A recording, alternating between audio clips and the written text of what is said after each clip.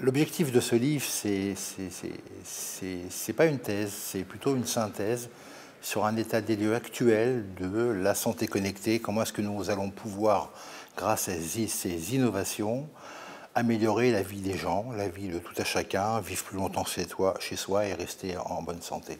Les grands enseignements, c'est qu'aujourd'hui, il n'y a pas grand chose qui bouge. On sait que les professionnels sont, eux, très actifs et anticipent les évolutions et les innovations de demain, telles que Visiomed avec la fabrication d'objets extrêmement innovants qui vont être utiles dans le suivi des pathologies chroniques, ou même tout simplement quand on est en bonne santé et qu'on veut rester en bonne santé. C'est l'objectif de faire comprendre, dans tous les cas, de faire un état des lieux, comme je vous le disais dans le livre, pour expliquer que la santé connectée va, je pense à mon avis, réhumaniser la relation entre le patient et son médecin. Je m'explique et je donne un exemple très court.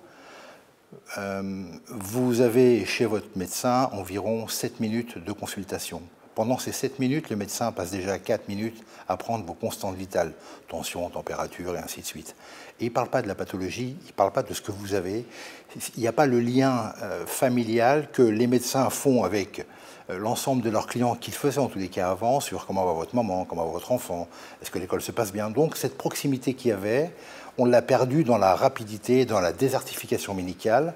Donc ce qui est important sur la santé connectée, c'est cette relation et la réhumanisation de ce que va apporter ces innovations. Un exemple, j'ai mon tensiomètre, ma balance connectée, mon thermomètre, je prends mes constantes vitales. Mes constantes vitales sont enregistrées sur mon smartphone ou envoyées vers le cloud directement. Mon médecin peut avoir accès à l'ensemble de ces données. En amont de la visite, il peut analyser déjà les données et quand il revient, comme je vous le disais, quand vous arrivez au cabinet, pour la consultation, vous parlez directement de la pathologie, de la maladie que vous avez, et ainsi de suite. Dans la prévention du suivi des maladies chroniques, la santé connectée a un vrai rôle, notamment dans le suivi de l'analyse de la détection prédictive précoce. C'est important. Je prends un exemple. Dans l'insuffisance cardiaque, un patient prend 2 kilos 48 heures avant de décompenser. Qu'est-ce que c'est de décompenser? C'est ne plus réussir à respirer.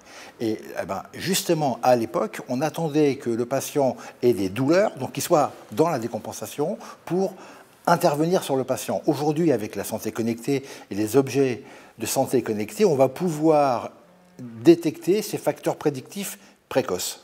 Il faut que les pouvoirs publics prennent des décisions. Il est important aujourd'hui, justement ce que j'écris dans mon livre, de pouvoir régler la question des 4 R. C'est la responsabilité, la réglementation, la rémunération et le remboursement. Remboursement des objets de santé connectés utiles dans le suivi des pathologies chroniques et bénéfiques pour les patients. Comment est-ce qu'on va rémunérer les médecins sur le suivi de ces données à distance, la réglementation et la responsabilité?